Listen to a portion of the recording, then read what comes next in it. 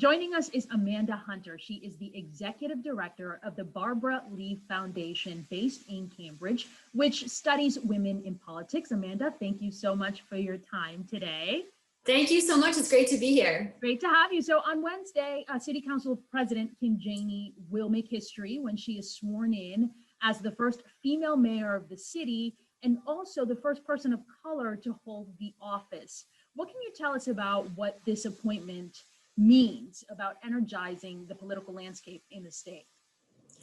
Well, it's really difficult to overstate the importance of Kim Janey being sworn in as acting mayor of Boston, especially when you think about the fact that Boston is 52% women and 55% people of color, and yet for more than 200 years has been led exclusively by white men. We know that representation matters. Sometimes there can be an imagination barrier when it comes to voters picturing women serving in executive office because we still have never even elected a woman governor. So seeing a woman acting as mayor, succeeding in the job will help break down those stereotypes in the minds of voters.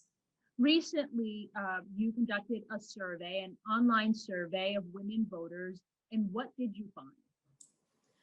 Well, women have long been at the vanguard of political and social movements, and for the past several elections have been very influential voters. So along with our partners at American University's Women in Politics Institute and Bennington Strategies, we took a look at how this pandemic has shaped the opinions of women voters. This pandemic has really in many ways caused politics and government to show up at everyone's doorstep. And what we found is that this has really caused women to maybe either think about for the first time or rethink their opinions on a lot of structural programs. And almost every woman that we surveyed, for example, said that healthcare should be more affordable and more accessible, including 3/4 of Republicans.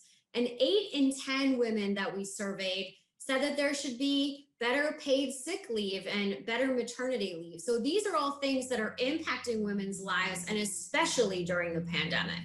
We've also seen the shift in women who are running for office, right? Janey will hold the office and be acting mayor until November when there will be an election. She hasn't said if she's going to run, but we know that the declared candidates, there is a growing list. And among the front runners are 3 women who are city council members. So what does this say about the future of politics and women being involved?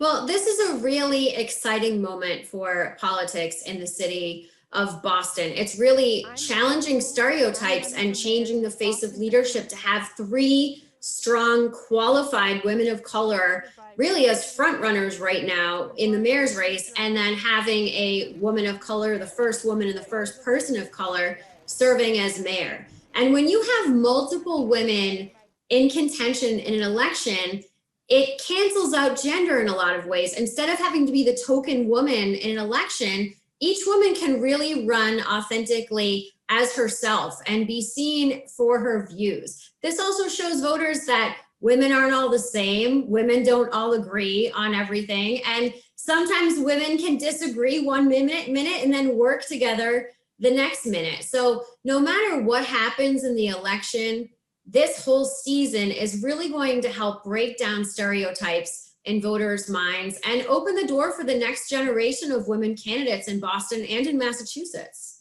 Amanda Hunter with the Barbara Lee Foundation, thank you so much for your time. Thank you.